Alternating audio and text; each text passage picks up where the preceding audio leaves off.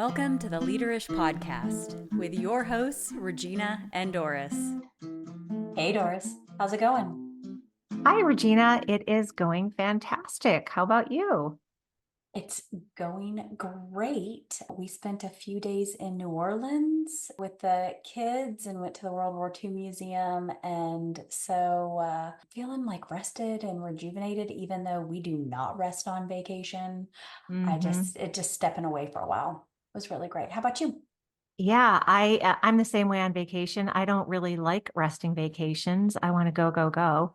But for me this past weekend, I think I've shared that I spent many decades in the insurance industry, and I went to an insurance conference this weekend with lots and lots of vendors and collected a huge stack of business cards on Sunday and reached out to about 80 people to introduce or reintroduce myself as a business coach, and have already set up my first coffee with somebody next week. Doris, that's amazing. I love it. Yes, Oh, so I know.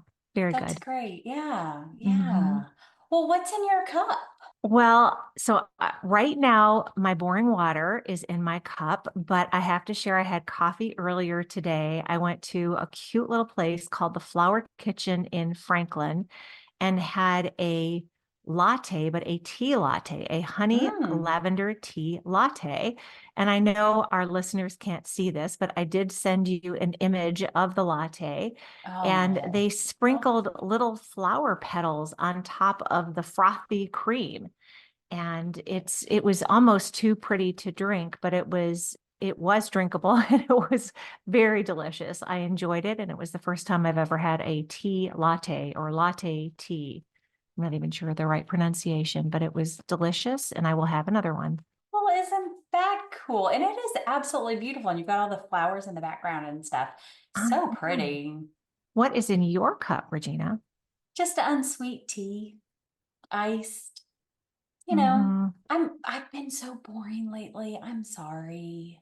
I'm gonna spice it up one day. Y'all are just gonna have to keep listening.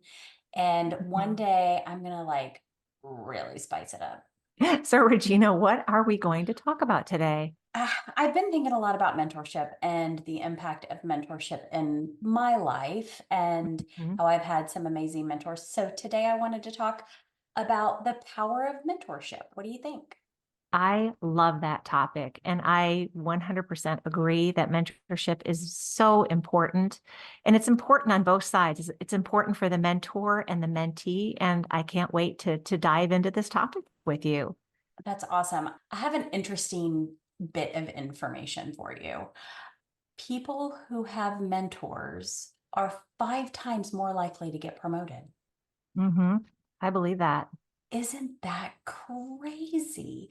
Why wouldn't we all have a mentor so that we can get promoted, right? I think the challenge is people don't know how to go about doing it, or there isn't a program at the organization that they are a part of. And maybe we can share some thoughts and tips today on helping them move forward with that. Ugh, I love it. Yes. Let's do that. We'll focus in on how do you get your mentor? How do you find a mentor? Who do you choose for a mentor? What do you do when you have a mentor? All of that good stuff. Hmm. We'll share that. I do have another quick stat for you though before we dig into some of that. 76% of workers say that they want a mentor, but here's what's staggering, only 36% actually have one. That's crazy. That's crazy. Mm. Why do you think that gap exists? Well, I can tell you from personal experience, I have felt like I didn't want to ask somebody because I thought they were too busy. Hmm. That's kind of my personal experience with mentorship. My first mentorship was actually assigned to me, which was great. I've since gotten over that. I think that most people would love to share stuff with you. And if you have that fear that they're too busy to help you, you probably need to get over that because they'd probably be honored. In fact, my current mentor, when I called her and I was really scared, like I still had that fear of she Hmm. owns her own business, a thriving business. I couldn't imagine that she would have time. And I just said, Lily, would you be willing to mentor me? And she went, oh my gosh, seriously? You want me to mentor you? I'm like, well, yeah. And she's like, I'd be honored. That's such a privilege. Thank you. And she still mentors me. It's fabulous. And what I had to do was overcome the fear just to ask the question. But I think there's other reasons too, though, Doris. I mean, that was mine, right? That was kind of mine. I think that a lot of people are unsure what to expect from a mentor, which is where setting good expectations with your mentor can come in handy. People are also afraid that they're going to be judged by their mentor. And again, expectations can help with that. And then I think the last one, and maybe I've experienced this one just a little bit too, is that people often feel that seeking guidance from someone else is a sign of weakness. I have heard that so many times before, and that couldn't be further from the truth. It's like hiring a coach. Sometimes people think that if you hire a coach, that's a sign of weakness. And it's not. The strongest people out there are the ones that have coaches. And I think it's the same thing with mentors, is that people, especially when they're new in business or new in their careers, that is the most important time to have a mentor to help guide them along. And I'll share a quick story about how not to do it. You shared a story about when you asked someone to be your mentor. I was part of an organization where they had decided they're going to create a mentorship program. And they wanted all of the senior leaders or senior-ish leaders in the organization to find someone that they could mentor with. And I'll never forget that the person that called me up, basically, it felt like he was checking a box, that the organization had said, all right, we're going to do a mentorship program. You need to go find someone. He found me, and we literally never had a single meeting. And it was something that he was supposed to own. He was supposed to lead that relationship from a mentor-mentee perspective, and it never went anywhere. And I think that's one of the flaws of a mentorship program at an organization, is it really needs to be managed in a way that supports both the mentor and the mentee, and that it's not this dictated element that where leaders feel like they're just checking a box and nobody gets anything out of it. So my experience is exactly the flip side of that. So thank you for sharing this. And this is these are two really great examples of two extremes on how mentorship can go bad and how it can go really well. My company had created a mentorship program for women, and I was assigned a mentor. And that mentor had raised her hand to mentor women in this program. So she had said, hey, I want to do this. She wasn't told she had to do it. She stepped up to the plate and said, I want to do this. I had no idea I mean, I knew who she was. She was one of the presidents of the company. Holy cow. And I was told that I would be mentored, and I was, pretty junior in my career, by this president of the company. And through many years, and we still talk today, by the way. And she still, when I need guidance, I still go to her. She helped me navigate role changes, promotions. We had done an EQ workshop together. She helped me with my flexibility and empathy, which were two of the EQ principles that I scored really low on. So she helped me develop those early in my career, which was awesome. Even when she comes to Nashville or I go up to Canada, Joanne and I still get together and have lunch or dinner and chat and spend time together. And I would not be in my career where I am today if it weren't for her. We've both changed companies many times and still stayed committed to each other. That's fantastic. You said something really important in what you just shared, though. It was a volunteer opportunity. That's right. It wasn't a dictated opportunity. I think with one of my first, that wasn't my first, but one of my first, that experience that I shared, it was this dictated thing with the company, Right. that it wasn't successful. But when you ask for volunteers, that's when it works. I was a part of another program. It was with a nonprofit, and they were looking for mentorship programs. And it was still very structured. In fact, it was called Mentorship in a Box. And I got a 3-ring binder, And it had very structured, you need to read this book, you need to go through this program, but it had open-ended questions that I could ask my mentee. And it really made a difference. It helped her progress through her career, even in a short period of time. It was again, a very structured, I think it was a 6-week program. But from week 1 to week 6, I was able to help her and guide her along. And I think she wound up getting a promotion after the mentorship program was over.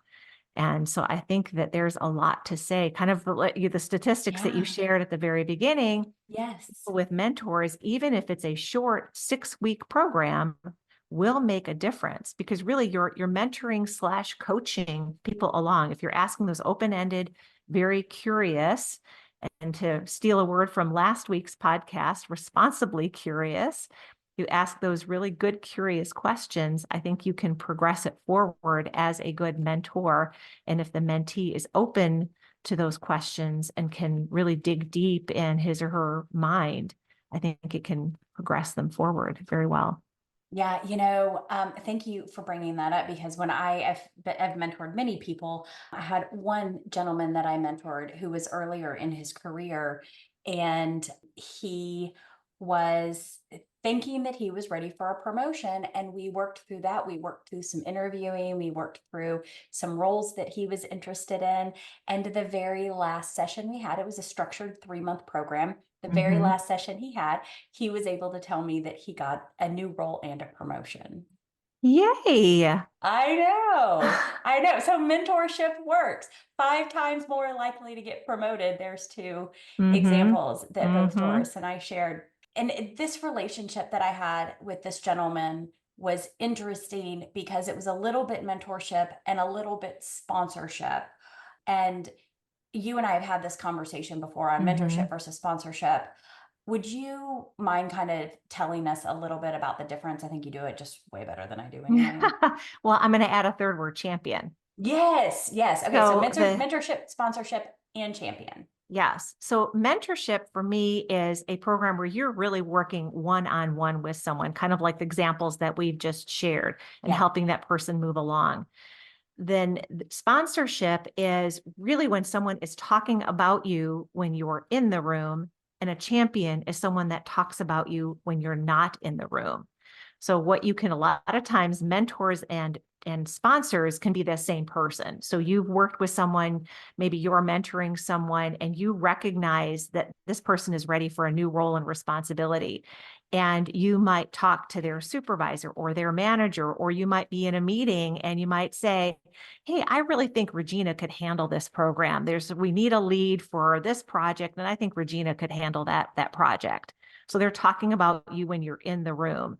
The champion is maybe you're not in the room. So you're having a discussion. Maybe it's a C-suite discussion or a top leadership discussion, and you're talking about who could manage a certain project. And again, your name comes up. Oh, I think Regina could handle that, but you're not in the room. And then an hour later, 2 hours later, your manager calls you into his or her office and says, hey, I was just in a meeting and so thought that you'd be a great lead for this project. And I agree. And so if you're ready and willing to take on this role, we're going to let you lead this project. Okay, so maybe I was a little bit more mentor and champion because I was in places where he wasn't. I was further along in my career. I was able to advocate for him a little bit. Yes. So it was more of a more championing. And I think sometimes those roles do cross over. I think if you and your mentor develop a really good relationship, then they do support you when you are together in a room or when you're not in the room. They're still supporting you and talking about you. Yes, definitely crossover. I think there's all those 3. There's definitely crossover in those. But today we'll focus a little bit more on the mentorship side, and real specifically there, if you're listening, you have interest on like, how do you ask someone to be your sponsor or your champion, let us know. We'll do an episode on it. If you're interested, you can reach out to us at leaderishpodcast@gmail.com. But for now, let's start with like, who do you choose? And when you say who, you're the mentee. trying to figure Yeah. out how to ask the mentor. So you said you were a little nervous when you asked your mentor a few years ago. Yeah. What was the exact question that you used? Oh, well, my last mentor, Lily, or my current mentor, who's kind of mentor me in business and stuff like that.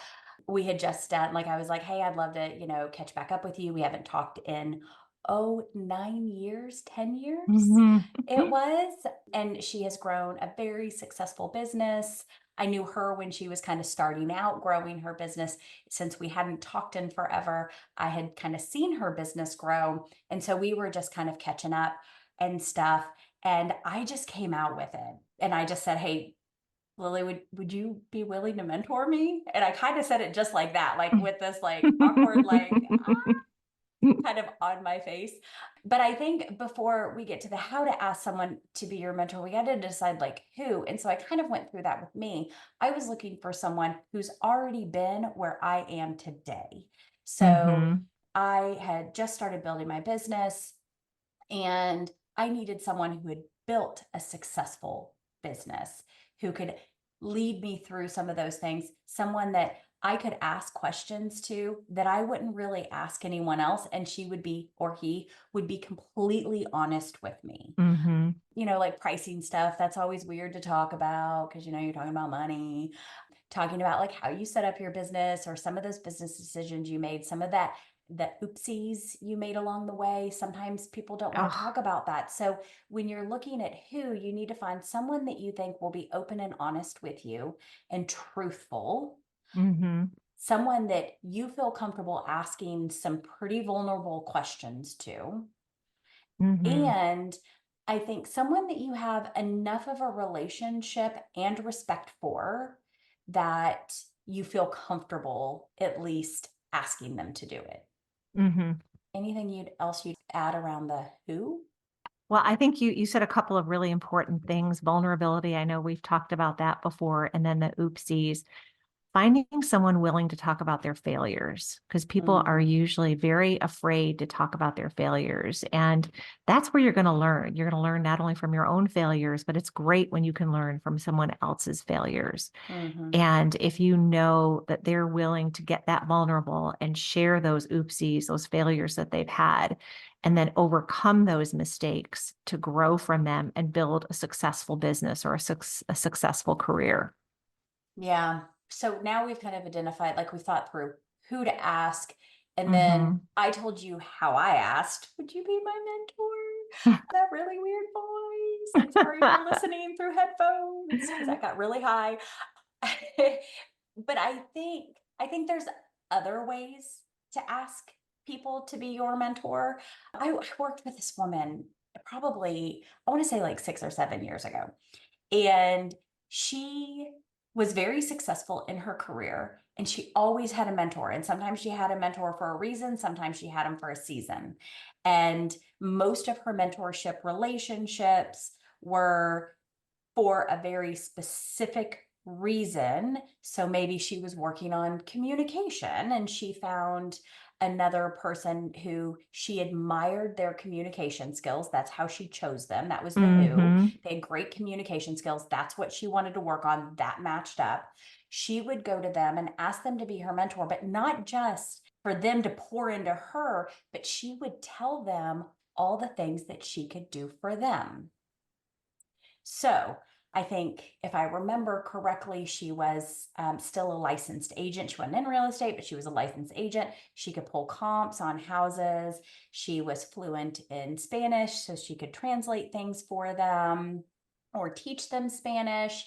And there were a few other really interesting things. She was really good with data and spreadsheets and stuff like that. So she'd be happy to like do data analysis on data for them. So she kind of gave them a list of, here's how I can give back to you. You're going to give to me. And Hmm. here's what I need from you. I need you to help me build my communication skills. And here are all the things that I can give back to you. So now it became a more symbiotic, I hope I'm using that word right, a more symbiotic relationship where it was a give and take, not just a take, take, take. Hmm. Yeah, I think another word might be reciprocal. reciprocal relationship, if I That can might say be a that. better, yeah, that could be better than symbiotic. Yeah, thanks. Yeah, I think so. And I definitely agree that mentorship does need to be a reciprocal relationship, because I think it doesn't matter who the mentor and who the mentee is, there's always something that you can give back to each other. Mhm. And another example of that is sometimes you think about a mentor mentee being the mentor being someone that is a little older, more experienced, where the mentee is brand new in his or her career, looking up to this experienced person to guide him or her along. And the truth is that young people can offer a lot to the older generation. And the perfect example is technology. So many times the older generation struggles with technology, where I'll give myself as an example. I'm not very good on Instagram. And if I had a younger mentee, that's probably the first thing I would do is I would ask that younger mentee, especially if that person were very savvy on Instagram, is how can I improve what I do on Instagram, especially from a business perspective, because I think that younger generation knows that backwards and forwards really, really well, where I'm more of the Facebook generation. I know that pretty well, but I don't know Instagram so well. And I certainly don't know TikTok at all, and maybe never will. I can't go there. Can't go there, Doris. No, same.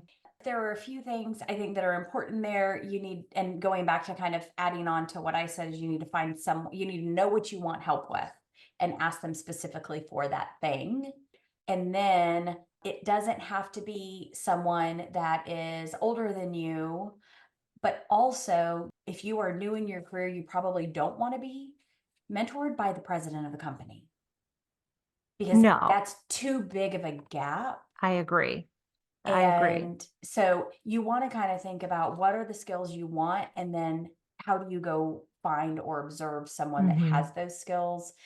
If you want the president of the company to sponsor you or to champion you and build a relationship, that's a little bit different. It's going to be Absolutely. hard for somebody that's in an executive role to mentor someone that's new in career. Now, if you're mid-career, then it's very appropriate for you to ask an executive to mentor you. And most executives love mentoring others. Yes. They love sharing what they've learned with you. Well, and another approach to think about is think about where you want to be in 3 to 5 years. And what are you missing? So you mentioned communication as one example. Sure. And so you might be lacking a few other things. Maybe some of those things will require college classes or some other professional development classes. But a lot of times a mentor can help you with that. And if you know what you want to be in 3 to 5 years, so let's say you are still at a junior level and you want to be an assistant vice president or whatever role it is, figure out what you're missing. So you might need your manager or another leader in the organization to share with you what you're missing, and then find either one or maybe more than one mentor that can help guide you to those things that are missing in your life, and work with you on fulfilling those gaps. So I think we've kind of talked about like the who and the how, but there's something that's still missing. Is now you have a mentor, and what is the mentor's responsibility and what is the mentee's responsibility, right? Like that's a challenge. And I will be the first to say that I thought when I received Joanne as my first mentor, that I thought she was supposed to do the heavy lifting and impart all of her knowledge on me. And I quickly learned that is not the case. No. The mentee actually needs to take most of the responsibility in the relationship. So, what do I mean by that? As if you're going to ask someone to mentor you, you should set up a small contract with them and maybe have a few things that you expect, like openness and vulnerability, that you meet once a week or once a month or once a quarter, Whatever the whatever cadence that is. is. Yeah. And for how long? For 60 minutes, 30 minutes, whatever. You have a specific goal that you'd like to work on. You'd like to work on communication and anything else that's important to you with that relationship. And you should Mm-hmm. both sign it. And what a great way to get off on the right foot and know exactly what you need to get out of something, and for your mentor to know exactly what you need. So create some sort of contract. In Mm-hmm. fact, you could probably Google it. There's probably 50,000 contracts. If I can find one on Google, I'll put a link in the show notes. Not making Yeah. And promises. I don't think and it doesn't even need to be that formal. It can be, I think you shared a couple of things that can be very simple in terms of the frequency, the cadence, how the length of the meetings, and get really specific on what it is that how you want to grow. What are those gaps that you're trying to fill, and how can that mentor help you fill those gaps? And we Yeah, keep using communication as an example, but sure. there are so many other examples of what are the objectives that you're trying to fit. So I love the idea of a contract. And I bet that once that contract is over, let's say it's a 6-month contract, that relationship can probably move to maybe a more informal relationship, Mm-hmm. but that relationship can continue on for decades. It might be throughout your entire career That's that right. you still call that person up. And maybe you've moved from monthly meetings to just you're having quarterly cups of coffee That's right. just to catch up, see how you're doing, and see if there's still room for improvement and ways that you can help each other. Yeah. One more thing I might add to that contract that just kind of came in my mind. If you are a mentee and you want your mentor to keep everything confidential, you should write that Oh, in the yes. contract. Or Yes. do you want them to be your champion? Do you want them to share the good work and the progress that you're making towards your goals in rooms that you're not in? And I think the confidentiality, I think if you're sharing really private and personal things, that stuff should always be kept confidential. But you would assume that if you're making progress and you are able to take on a really challenging role that perhaps only your mentor knows that you are capable of doing because they've worked with you, all of a sudden they can turn into that champion and talk about your ability to take on that role without revealing any of the private confidential things that you may have shared in that meeting.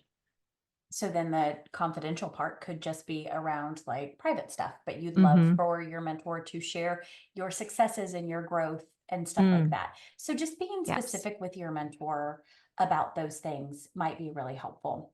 The Mm-hmm. second thing for your responsibility as a mentee, it is your responsibility to set up the meetings. Whatever you guys agree on your cadence, you should set that up, and you should always prioritize that time. Ask your mentor to prioritize it too, understanding that they may have to change it every now and then. But for you, since you're asking them to do this for you, you should always prioritize that time as sacred.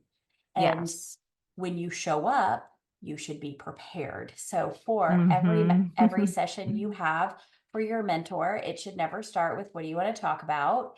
It should instead be a review of what you talked about during your last session Mm-hmm. and any commitments or actions you were going to take. And so following up with your mentor on those commitments and Yes. actions, and then having a clear goal for your session today. So if it's communication, maybe it is communicating when you are stressed or frustrated. How do you kind of keep your cool? And that's what you're going to discuss. And you're going to narrow that conversation down into that one topic. And you let your mentor know that that is what you want to focus on. So you can focus your time there.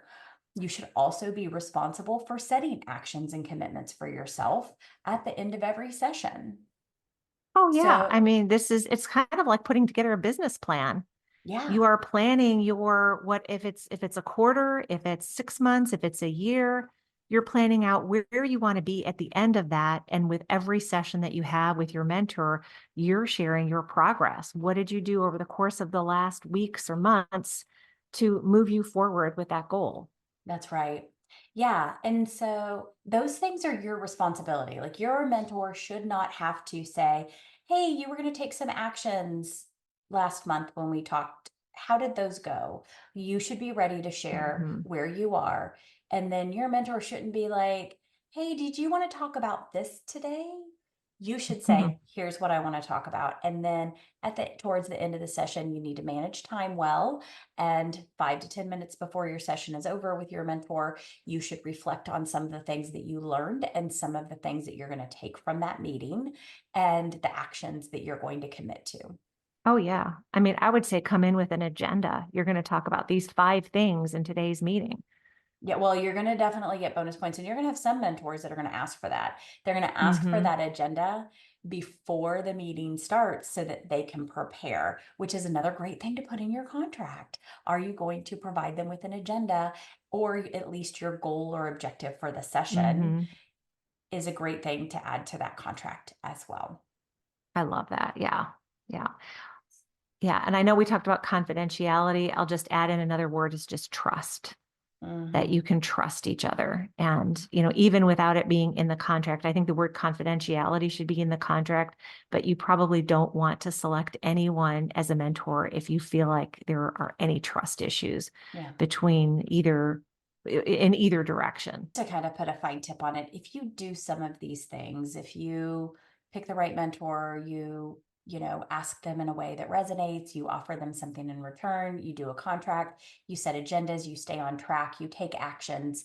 If you can do those things, your mentor will pour into you. Oh, so true. If you do this halfway, they're going to do it halfway. If you're serious about your development and asking for their help and listening to them as they share their experience, they will be serious about sharing those experiences to help you grow.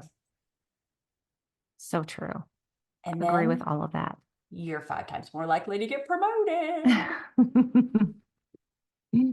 I love it. Well, that was a lot on mentorship. We went through a lot of, I think, really good content. Did anything kind of stick out for you, Doris, as we were talking through that? Yeah, a couple of things that I wrote down I hadn't heard before, reason versus season. Oh, yeah. I always love alliteration and rhymes. Those always work really well from a remembering perspective. But I love the reason, meaning you need help with communications. You might need help with project management. You might need help with public speaking. So very specific reason that you are working with a mentor.